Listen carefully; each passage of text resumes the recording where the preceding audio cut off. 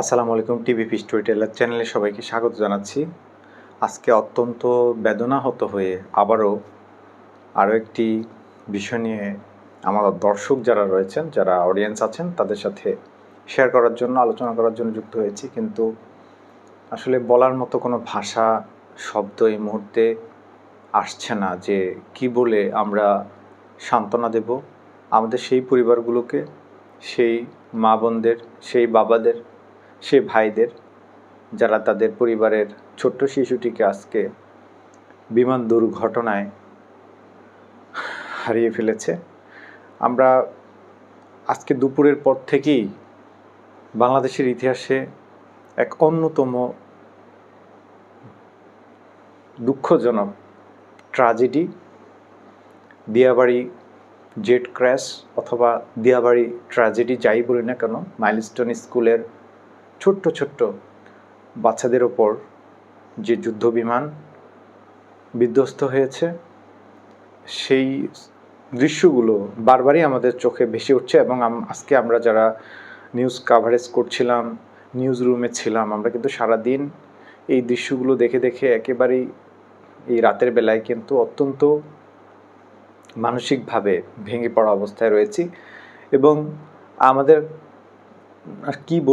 কি বলে আসলে নিজের অনুভূতি কি ব্যক্ত করব, সেই শব্দই খুঁজে পাচ্ছি না। আমরা আজকের এই ট্র্যাজেডি নিয়ে দু চারটি কথা বলবো এই কারণ আমাদের এই বক্তব্য, আমাদের এই পর্যালোচনা হয়তোবা আমাদের দর্শকদের মধ্যে কারো না কারো গবেষণায়, কারো না কারো চিন্তায়, লেখনীতে, পরবর্তী সময়ের রাষ্ট্রচিন্তায় কিংবা দেশ গঠনে হয়তোবা কাজে আসতে পারে, উপকার হতে পারে। সেজন্যই আমরা আজকে কথা বলছি। আমরা জানি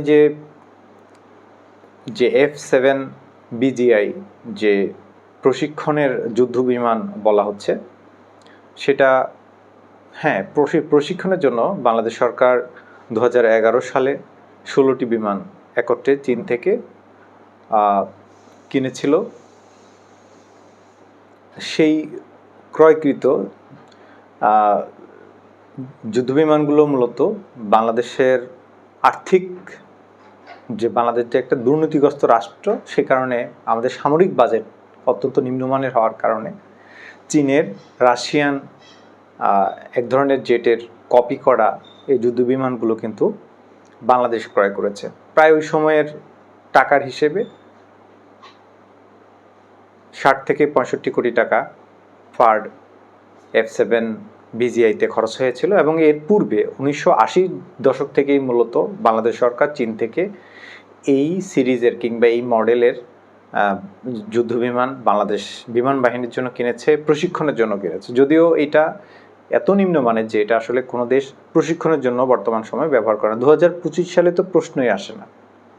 এবং এটা নিয়ে আপনারা প্রচুর লেখালেখি পাবেন। আমি নিজেও একটা সম্পাদনা করেছি, সেটার লিঙ্ক আমরা আমাদের ইউটিউব ভিডিওর ডেসক্রিপশনে দিয়ে দেব, আপনারা সেটা পড়ে দেখতে পারেন।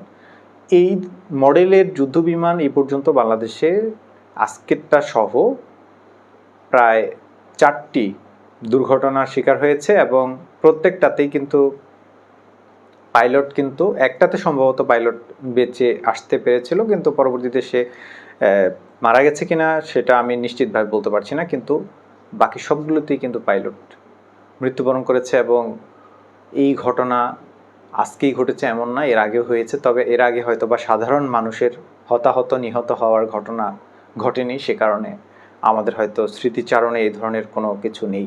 আজকের ঘটনাটা এই পর্যন্ত প্রায়, এখন পর্যন্ত আমি যতটুকু শুনেছি, প্রায় 30-এর কাছাকাছি চলে গিয়েছে মৃতের সংখ্যা, এবং আহতের সংখ্যা 1.5 শতাধিক, এটা জানতে পেরেছি। এবং আপনারা সোশ্যাল মিডিয়ার মাধ্যমে ছবিগুলো দেখছেন, নিশ্চয়ই আপনাদের অন্তরাত্মা কেঁপে উঠছে বারবার এই দৃশ্যগুলো দেখার পর।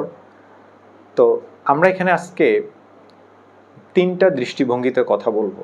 আমার অডিয়েন্স যারা আছে তাদের বোঝার সুবিধার্থে, তাদের পরবর্তীতে তাদের নিজস্ব চিন্তাভাবনাতে হয়তো বা এটার কিছু না কিছু প্রতিফলন ঘটতে পারে, সেই সুবিধার্থে আমি 3টা পয়েন্টে বলবো। প্রথম পয়েন্ট হচ্ছে, বাংলাদেশ সরকারের দৃষ্টিভঙ্গিতে এই ধরনের বিমান ক্র্যাশ কী ধরনের পর্যালোচনা আসতে পারে।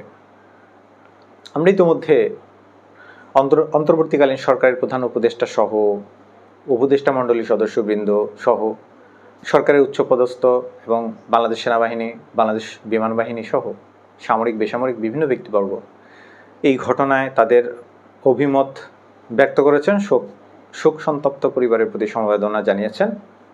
এই ঘটনাগুলো আমরা শুনেছি, তাদের প্রত্যেকের বক্তব্য কিন্তু আমরা আজকে বিকাল থেকে সন্ধ্যা পর্যন্ত আমরা কিন্তু এটা শুনেছি, পর্যালোচনা শুনেছি, অনেক অ্যাঙ্গেল থেকে কিন্তু এটাকে বিশ্লেষণ করছেন। আমি প্রথমে যে অ্যাঙ্গেল থেকে কথা বলছি সেটা হচ্ছে অন্তর্বর্তীকালীন সরকারের দৃষ্টিভঙ্গিতে এটা একেবারেই অনাকাঙ্ক্ষিত অনভিপ্রেত একটা ঘটনা, এবং যে সামরিক বাহিনীর পক্ষ থেকে যেটা জানানো হয়েছে যে এটা একটা প্রশিক্ষণার্থী বিমান এবং সোলো ফ্লাইট ছিল, এবং এটাতে একজন পাইলট ছিলেন যিনি তার জীবনের শেষ মুহূর্ত পর্যন্ত কিন্তু নিজের জীবন না বাঁচিয়ে বরং তিনি জেট প্লেনটিকে নিরাপদে নিয়ে যাওয়ার চেষ্টা করেছিলেন, যদিও তার নিয়ন্ত্রণের মধ্যে ছিল না।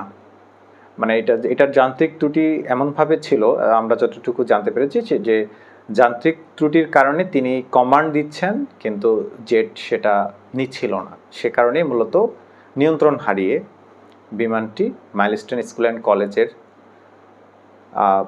প্লে নার্সারি থেকে 8ম শ্রেণী পর্যন্ত যে শিক্ষার্থীদের যে ভবনটা, সেই ভবনটার গ্রাউন্ড ফ্লোরে গিয়ে আছড়ে পড়ে এবং সেটা এক পাশ থেকে গিয়ে আরেক পাশে বেরিয়ে যায়।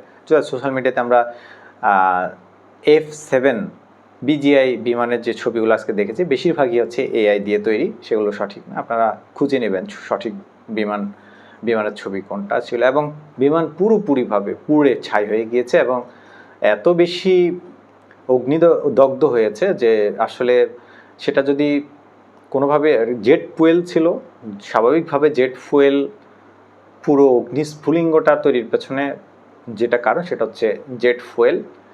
এই ধরনের বিমানের জ্বালানি যথেষ্ট পরিমাণ থাকে, মোটামুটি কয়েক ঘন্টা ব্যাপী খুব মানে বৃহৎ এলাকাকে পুড়িয়ে দেওয়ার জন্য বা অগ্নিদগ্ধ করার জন্য যথেষ্ট পরিমাণ ফুয়েল বা জ্বালানি সেখানে থাকে। সেই বিমানটা আছড়ে পড়েছিল একটা শিক্ষা প্রতিষ্ঠানের গ্রাউন্ড ফ্লোরে। অত্যন্ত ভয়াবহ, বিভৎস এবং হৃদয় বিদারক ঘটনা। এবং অন্তর্বর্তীকালীন সরকারের পক্ষ থেকে এবং সামরিক বাহিনীর পক্ষ থেকে যেটা বলা হচ্ছে যে এটা একটা প্রশিক্ষণার্থী পাইলট ছিল, কিন্তু পাইলট তৌকিরের যে আমরা তথ্য উপাত্ত পেয়েছি বা বিভিন্ন দৃষ্টিভঙ্গি থেকে বিশ্লেষণ করছেন, কিন্তু তারা সেখানে তৌকিরকে আনাড়ি হিসেবে দেখাচ্ছেন না বা বলতে চাচ্ছেন না, কারণ সে ইতিমধ্যে 2020 সাল থেকেই কিন্তু পাইলট হিসেবে সে কাজ করছে, অনেকগুলো ফ্লাইট সে পরিচালনা করেছে। সেক্ষেত্রে আজকে তার এটাকে কখনো ট্রেনি ক্র্যাশ বলা যেতে পারে না। আমার মনে হয় এটাকে অন্তর্বর্তীকালীন সরকারের এই দৃষ্টিভঙ্গি থেকে বেরিয়ে এসে সুস্পষ্ট সত্য বিবৃতি দেওয়া উচিত। দ্বিতীয়ত যে দৃষ্টিভঙ্গিটা বলবো সেটা হচ্ছে পলিটিক্যাল অর্গানাইজেশনগুলোর থেকে। সেটা হচ্ছে পলিটিক্যাল অর্গানাইজেশনগুলো বাংলাদেশে এই ধরনের ঘটনা সম্পর্কে তারা সবসময় উদাসীন থাকে। তাদের একটাই টার্গেট থাকে যে তারা যদি ক্ষমতায় যেতে পারে তাহলে সব সমস্যার সমাধান হয়ে যাবে।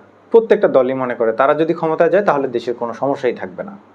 কিন্তু আমরা বারবার ধোঁকার শিকার হই এবং এই ধোঁকা আমাদেরকে এত বেশি আমাদের সাথে অ্যাডাপ্ট হয়ে গিয়েছে যে আমরা বুঝতে পারি না। নির্বাচনে আসলে আমরা মনে হয় যেন হ্যামিলনের বাঁশিওয়ালা বাঁশি বাজাচ্ছে আর আমরা তাদের পিছে দৌড়াচ্ছি, নির্বাচনে গিয়ে ব্যালটে ভোট দিয়ে আসছি, তাদেরকে বিজয়ী করছি, পরবর্তীতে আমরা ধোঁকা, প্রতারণা, সততার শিকার হয়ে আমরা তখন আবারও তাদেরকে নামানোর জন্য, রক্ত ঢালার জন্য রাজপথে নেমে আসতে হচ্ছে। এই ধরনের অবস্থা বাংলাদেশে আমরা দেখছি। আমার অডিয়েন্স যারা আপনারা আছেন, যারা আমাকে শুনছেন, যে দেখছেন, আমি কি ধরনের আইডিওলজি বা কি ধরনের চিন্তাধারা লালন করি তোমাদের আপনারা অনেকে বুঝেছেন, দেখেছেন, শুনেছেন। তো এই হলো আমাদের পলিটিক্যাল ভাইবস। আমাদের পলিটিক্যাল নেতারা আজকের এই দুর্ঘটনায় যখন বার্ন ইউনিট সহ বিভিন্ন হাসপাতালে, উত্তরা এবং ঢাকা মেডিকেল কলেজ হাসপাতালের বার্ন ইউনিটে যখন এই দগ্ধ শিশুদের নিয়ে আসা হচ্ছে, তখন এদেরকে দেখতে যাওয়ার নামে এক ধরনের বিশৃঙ্খলা সৃষ্টি করেছে রাজনৈতিক দলের নেতারা।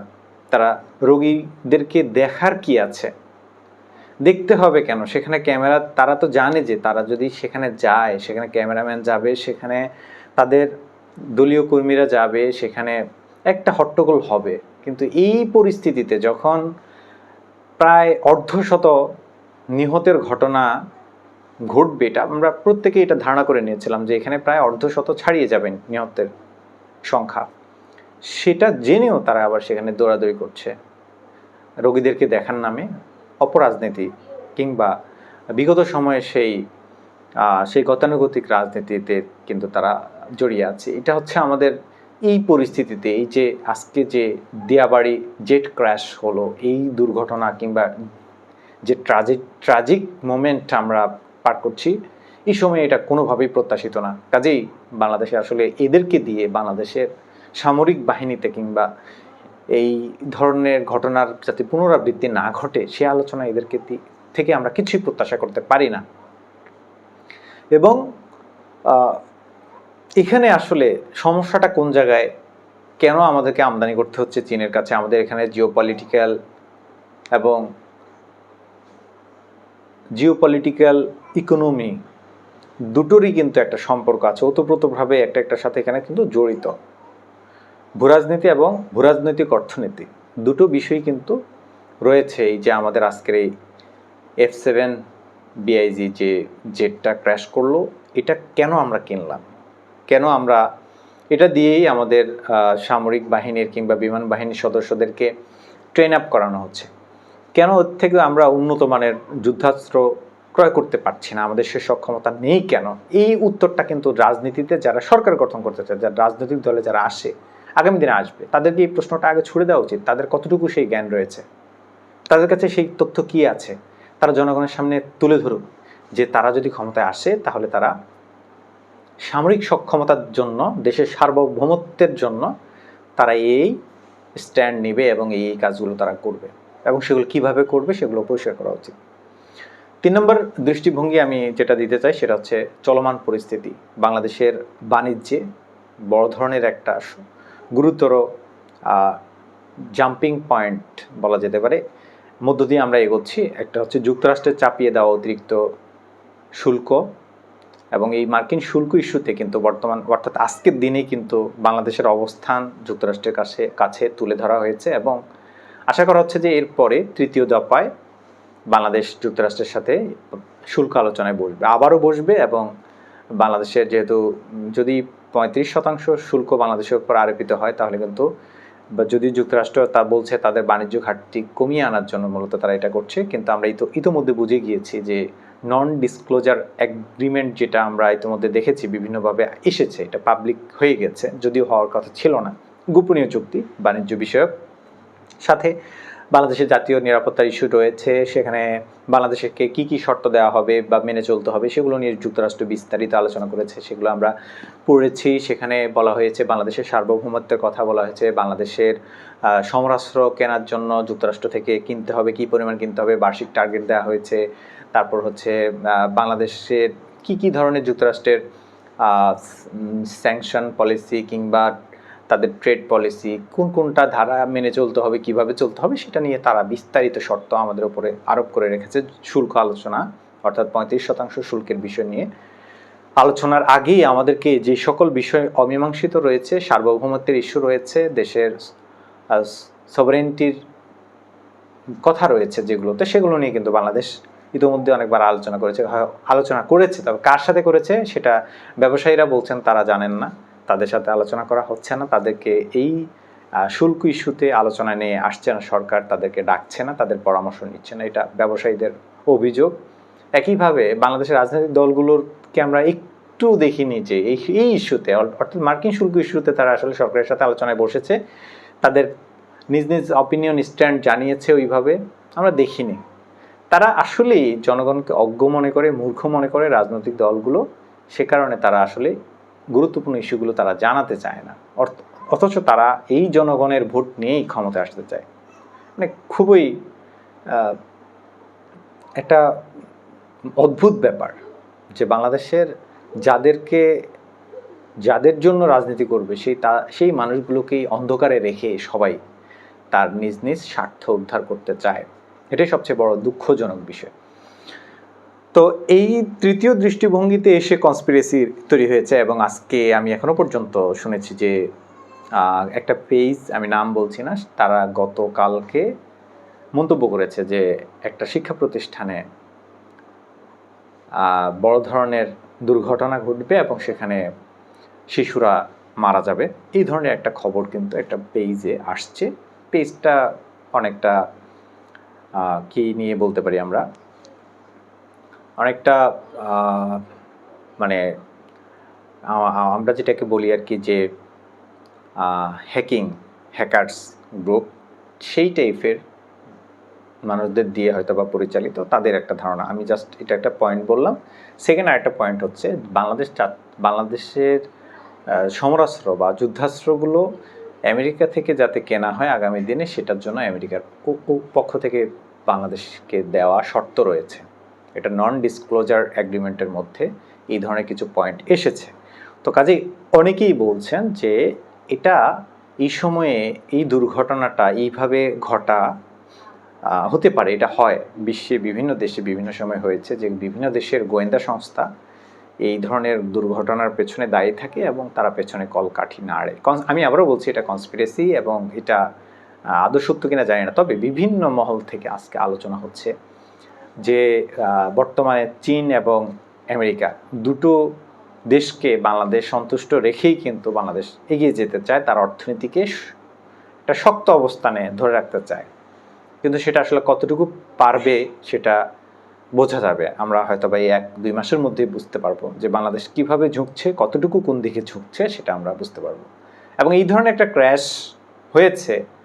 আমি যেটা বলেছিলাম, যে শুরুতে যেটা বলেছিলাম, যে পাইলটের কথা বলা হচ্ছে সে প্রশিক্ষণার্থী ট্রেনি না, সে দক্ষ, সে মোটামুটি সে অভিজ্ঞ, বরং তাকে যে প্লেনটা দেওয়া হয়েছে সেইটা নিয়ন্ত্রণ করার মতো সক্ষমতা কি ছিল কিনা সেটা প্রশ্ন এবং অনুসন্ধানের ব্যাপার রয়েছে। এবং এই ধরনের বিমানগুলোর বাইরে থেকে কেউ নিয়ন্ত্রণ করতে পারে কিনা সেটাও দেখার বিষয় রয়েছে। আমরা জানি যে পরাশক্তির দেশগুলো এমন কিছু নেই যেটা করতে পারে না, তারা চাইলে সব কিছুই করতে পারে।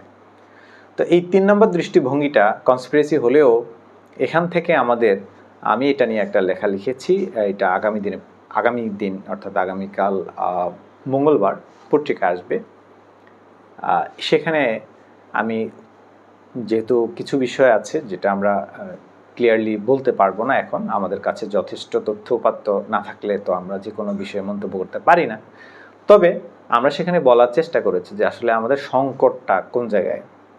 ইউএস ট্যারিফ নিয়ে যে আলোচনা চলছে, সেই আলোচনার মধ্যে এখন আমরা যে একটা ট্র্যাজিক মোমেন্টের মধ্যে পড়ে গিয়েছি, আমরা যে একটা কি বলবো একটা ন্যাশনাল ট্র্যাজেডির মধ্যে আমরা পড়ে গিয়েছি। সেটা কেন হলো এই সময়ে, বা এটা তো কোনোভাবেই মেনে নেওয়া যায় না। কোনো বাবা মাই তার সন্তানকে সকালবেলায় ড্রেস পরিয়ে, ইউনিফর্ম পরিয়ে তাকে বিদ্যালয়ে পাঠিয়েছেন, সন্ধ্যাবেলা লাশ হয়ে ঘরে ফিরবে, এটা কেউই মেনে নিতে পারে না, এবং এটা কোনোভাবেই মেনে নেওয়ার মতো ঘটনা না। তা আমাদের এর ভেতরের নিশ্চয়ই, আমি যে 3টা দৃষ্টিভঙ্গির কথা বলেছি, 3টা দৃষ্টিভঙ্গি ছাড়াও হয়তো বা অনেকের অনেক ধরনের পর্যালোচনা মূল্যায়ন থাকতে পারে। তবে আমরা সব অ্যাঙ্গেলে এই ধরনের দুর্ঘটনাগুলো, বিভৎস হত্যাকাণ্ডগুলো আমরা সব অ্যাঙ্গেল থেকে, যত ধরনের সম্ভব সব অ্যাঙ্গেল থেকে আমরা খুঁজে বের করে তথ্যপাত্য নিয়ে আমরা পর্যালোচনা করব, এবং সেগুলো আমরা আমাদের জাতির সামনে উপস্থাপন করতে হবে। যেহেতু বারবারই আমাদের যারা নেতৃত্বে আসেন, যারা রাজনৈতিক দলের নেতৃবৃন্দ রয়েছেন, তারা যেহেতু জনগণকে অন্ধকারে রাখতে চায়, তাহলে কাজেই জনগণের উচিত হবে যে প্রত্যেকটা ঘটনার পেছনের ঘটনাগুলোকে উল্টে দেখা এবং পরীক্ষা নিরীক্ষা করে সত্য বের করে আনা। আজকে এই পর্যন্তই, হয়তোবা পরবর্তী আপডেট নিয়ে আপনাদের সাথে আবার ইনশাল্লাহ হাজির হব। সে পর্যন্ত সবাই ভালো থাকবেন। আল্লাহ হাফেজ।